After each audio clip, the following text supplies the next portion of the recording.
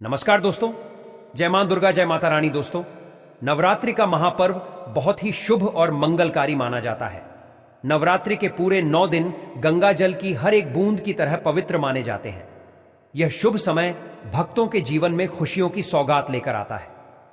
दोस्तों, आपको बता दें, 2024 में इस साल मां दुर्गा घोड़े पर सवार होकर पृथ्वीलोक में पधारेंगी।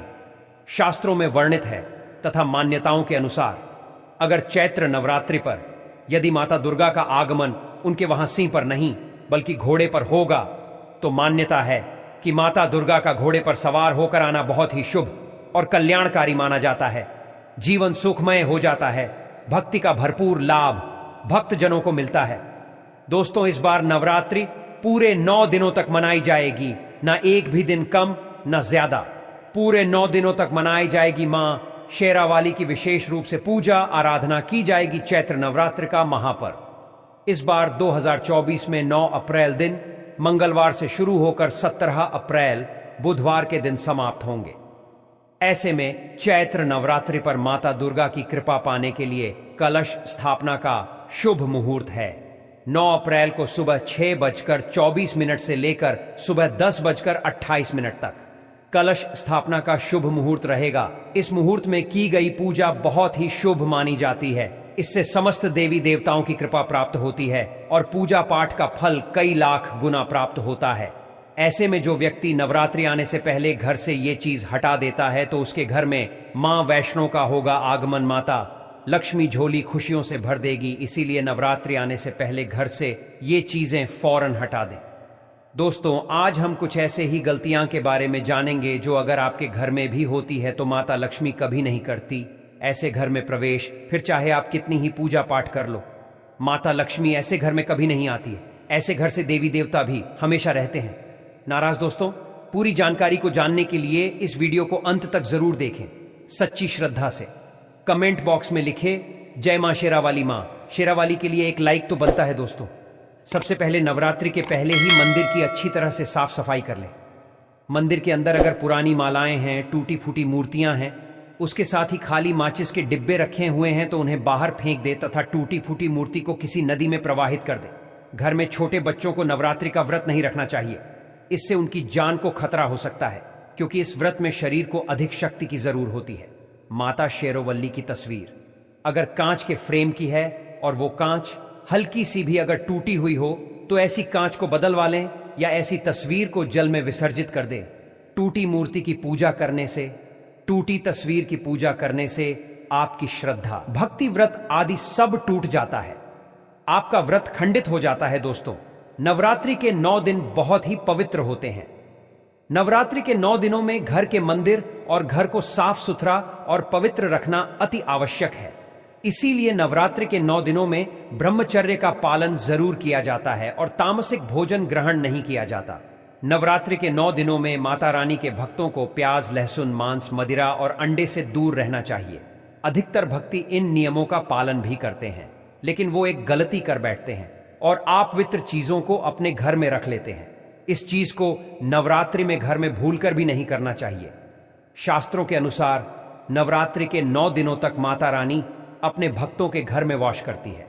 अगर आप भी चाहते हैं माता रानी आपके घर में वास करें तो आप अपने घर के वातावरण को पवित्र रखें और नवरात्रि शुरू होने से पहले ही अपने घर से प्याज, लहसुन, मीट, अंडा और मदिरा को बाहर निकाल दें और अपने घर को साफ रखें। इन वस्तुओं को घर से बाहर निकालने के बाद अपने घर में गंगा जल का छिड़काव अवश्य करें। भगवत गीता में भगवान कृष्णा कहते हैं, बगैर गंगा जल छिड़काव कोई भी मंगल कार्य सफल नहीं माना जाता। गंगा जल का छिड़काव स्वयं भगवत गीता में श्री कृष्ण ने बताया था। अगर आपके घर में गंगा जल ना हो तो मार्केट से गौमूत्र ला सकते हैं और गौमूत्र लाकर आप गौमूत्र का अपने घर में छिड़काव करें। बस थोड़ा सा पानी में डाल लें, इससे आपके घर का वातावरण पवित्र हो जाएगा। घर में मौजूद नकारात्मक ऊर्जा भी नष्ट हो जाएगी और जिस घर में वातावरण पवित्र होता है और नकारात्मक ऊर्जा नहीं होती, वहां माता रानी का वास सदैव होता है। नवरात्रि के पहले आप अपने पूरे घर की अच्छी तरह से साफ सफाई जरूर कर लें। घर में जो भी फालतू सामान है, फटे पुराने कपड़े हैं, उन्हें घर से बाहर निकाल दें। घर में बेकार पड़ा सामान नकारात्मक ऊर्जा लाता है, इसीलिए गंदगी बिल्कुल भी ना करें। धूप दीप जलाकर वातावरण को स्वच्छ रखें। दोस्तों, माता के आगमन के लिए घर का दरवाजा जरूर सजाना चाहिए। इससे माता आकर्षित होती है और घर में प्रवेश करती है। माता के आगमन के लिए द्वार को फूलों से सजाना चाहिए। दोस्तों, कई लोग ऐसे हैं जो माता रानी की चौकी कागज बिछाकर बनाते हैं, जो कि बिल्कुल गलत माना गया है। माता की चौकी के लिए आप नीचे लाल कपड़ा ही बिछाएं। काला कपड़ा और सफेद कपड़ा भूल कर भी नहीं बिछाना चाहिए। ध्यान रखें, कपड़ा फटा भी नहीं होना चाहिए। दोस्तों, अगर आपके घर में देवी देवताओं की खंडित मूर्तियां या फटा हुआ चित्र अगर हो तो उसे किसी पवित्र नदी में विसर्जित जरूर कर देना, क्योंकि ऐसी मूर्तियां और चित्र दुर्भाग्य लाती हैं। देवी देवताओं की खंडित मूर्ति की पूजा ना करें और ना ही उन्हें घर में रखें, क्योंकि उन्हें घर में रखना बुरा माना जाता है। तो दोस्तों, वहीं अधिकतर लोग अपनी छत पर या अपने घर के मुख्य दरवाजे के आसपास कबाड़ इकट्ठा कर देते हैं।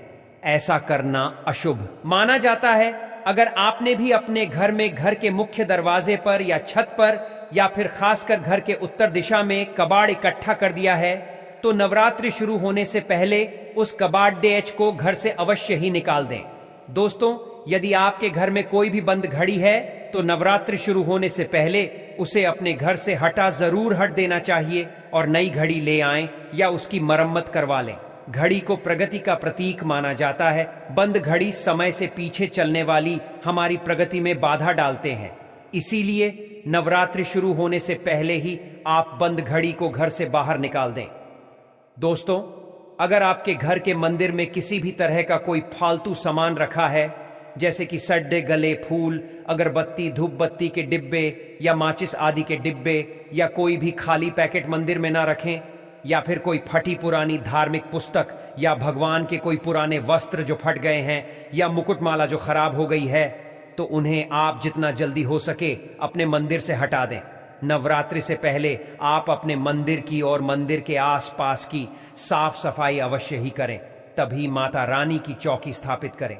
इसके साथ ही आप अपने धन रखने के स्थान की सफाई भी अवश्य करें, क्योंकि नवरात्रि के दौरान माता लक्ष्मी भी गृह प्रवेश करती है। धन रखने के स्थान पर किसी भी तरह का कोई भी फालतू सामान, टूटा हुआ सामान ना रखें। धन रखने के स्थान को मंदिर की तरह ही साफ रखें।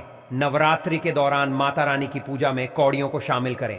माता रानी के साथ साथ रोजाना कौड़ी का भी पूजन करें।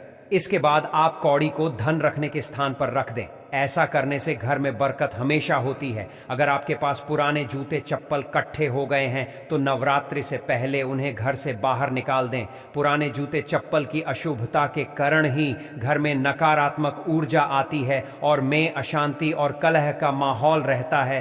तो नवरात्रि आने से पहले घर से मकड़ी के जाले निकालना बिल्कुल भी ना भूले। अगर घर में मकड़ी का जाल होता है, उसे घर में माता रानी कभी वास नहीं करती।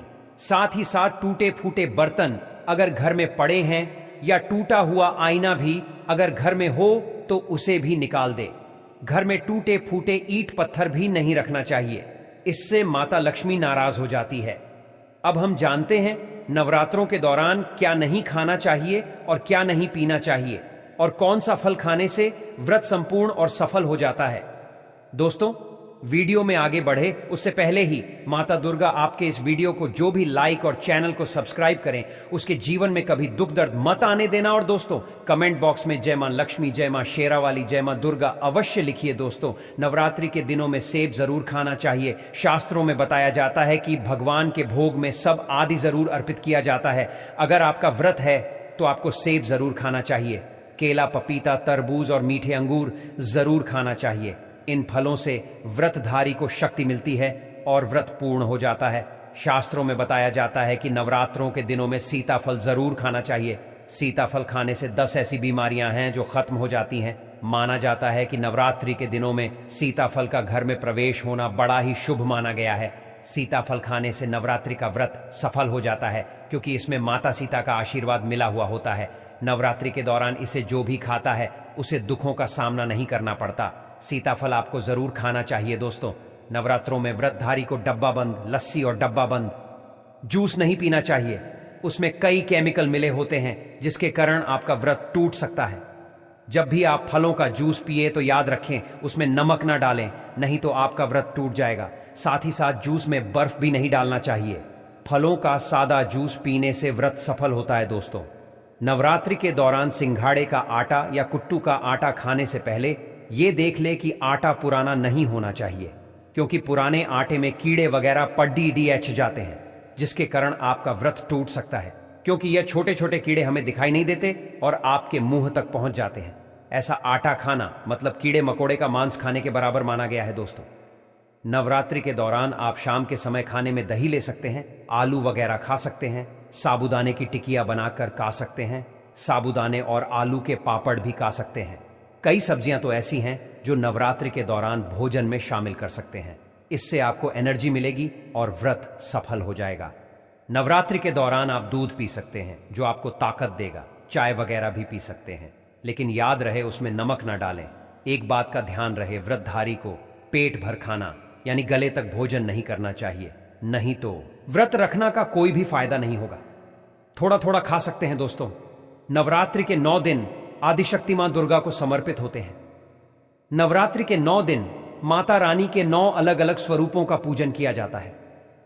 नवरात्रि के 9 दिनों में माता रानी को अलग अलग स्वरूप के हिसाब से अलग अलग पुष्प, अलग अलग भोग अर्पित किया जाते हैं। लेकिन क्या आप जानते हैं कुछ ऐसी वस्तुएं जिन्हें नवरात्रि के दौरान भूलकर भी माता रानी को अर्पित नहीं करना चाहिए? अगर इन वस्तुओं को आप गलती से भी माता रानी को अर्पित कर देते हैं तो आपको व्रत और पूजन का पूर्ण लाभ नहीं होगा। इसीलिए माता रानी की कृपा प्राप्त करने के लिए आपको यह जानना अति आवश्यक है कि वो कौन सी ऐसी वस्तु है जो माता रानी के पूजन में भूलकर भी इस्तेमाल नहीं करना चाहिए। तो सभी भक्तों माता रानी का जयकारा लगाते हुए वीडियो को शुरू करते हैं दोस्तों। नंबर 1, नवरात्रि के दौरान शादीशुदा महिलाओं को सफेद कपड़े पहनकर पूजा पाठ नहीं करना चाहिए। साथ ही साथ काले कपड़े भी नहीं पहनना चाहिए, इससे पूजा व्रत आदि खंडित हो जाती है। माता की चौकी जब आप लगाएं तो उसके नीचे कागज नहीं लगाना चाहिए। माता की चौकी हमेशा लाल कपड़ा ही बिछाकर बनाना चाहिए। हमेशा याद रहे, नवरात्रों के इन 9 दिनों तक व्रतधारी को अपना आसन मां की चौकी के आगे ही लगाना चाहिए और वहीं पर आपको सोना चाहिए। मंदिर को नवरात्रि के दौरान अकेले नहीं छोड़ जाता, बहुत ही अशुभ माना जाता है।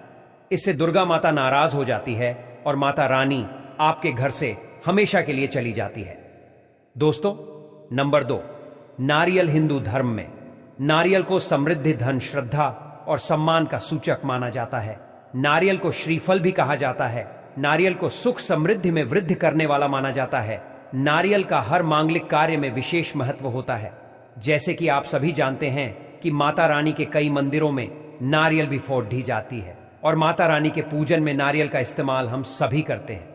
खासकर कलश की स्थापना नारियल रखकर ही की जाती है।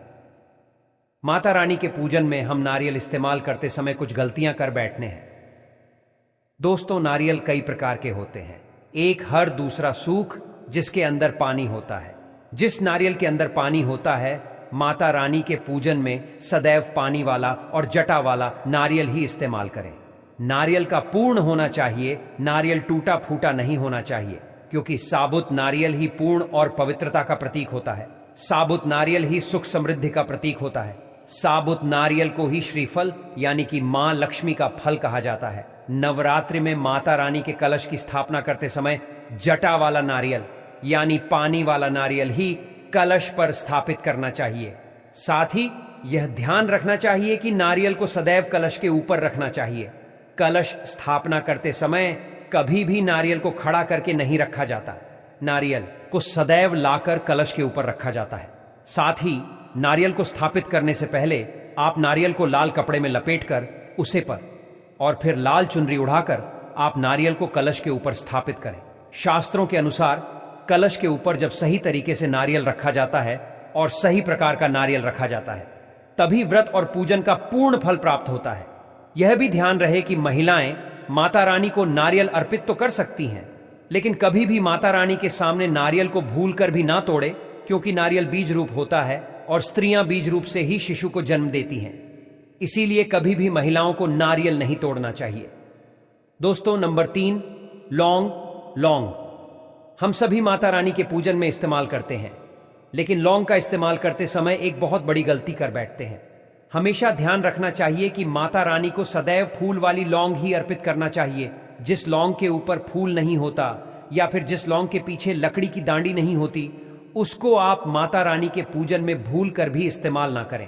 फूल वाले लौंग को ही पूर्ण माना जाता है और माता रानी के पूजन में कोई भी अपूर्ण वस्तु, कोई भी खराब वस्तु या टूटे हुए अक्षत इस्तेमाल नहीं करना चाहिए। इसीलिए सदा माता रानी की पूजन में फूल वाली लौंग का ही इस्तेमाल करें। दोस्तों, नंबर 4, तुलसी के पत्र अर्पित नहीं करने चाहिए। मां दुर्गा के पूजन में तुलसी पत्र का इस्तेमाल करना वर्जित माना जाता है। तुलसी पत्र के अलावा आंवला भी माता रानी को अर्पित नहीं करना चाहिए और दूर्वा भी माता रानी को अर्पित नहीं करना चाहिए। दूर्वा भगवान श्री गणेश को अति प्रिय है। नवरात्रि में आप भगवान गणेश को दूर्वा अर्पित कर सकते हैं।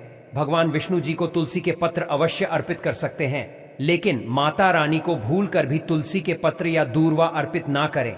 माता रानी को सफेद फूल भी अर्पित ना करें। माता रानी को सदैव लाल रंग के फूल अर्पित करने चाहिए। लाल रंग के फूल माता रानी को बेहद ही पसंद है। खासकर माता को गुड़हल और कमल के फूल अति प्रिय हैं। शास्त्रों में बताया जाता है कि घर में माता रानी की 2 या 3 मूर्तियां, यह फोटो नहीं हनी चाहिए। इस बात का भी आप ध्यान रखिए कि माता रानी की पूजन में कोई खंडित चीज इस्तेमाल ना करें। खंडित चीज जैसे कि चटका हुआ या टूटा हुआ दीपक या फिर चटका हुआ कोई बर्तन। साथ ही ये भी ध्यान रहे कि लोहे के और प्लास्टिक के बर्तन आप माता रानी की पूजन में इस्तेमाल ना करें, क्योंकि प्लास्टिक के चाइनीज बर्तन हड्डियों के पाउडर से मिलकर बनते हैं। ऐसा ना करें। ऐसे बर्तनों को माता रानी के पूजन से सदैव दूर रखें। माता रानी को जो पुष्प अर्पित कर रही हैं, उन्हें सूंघे नहीं, सूंघे हुए फूल या गिरे हुए फूल या फिर मुरझाए हुए फूल माता को अर्पित भूलकर भी ना करें। दोस्तों, अगर आपको वीडियो अच्छा लगा हो तो वीडियो को लाइक और चैनल को सब्सक्राइब करके बेल आइकन जरूर प्रेस करिएगा और कमेंट बॉक्स में जय मां दुर्गे जरूर लिखिए।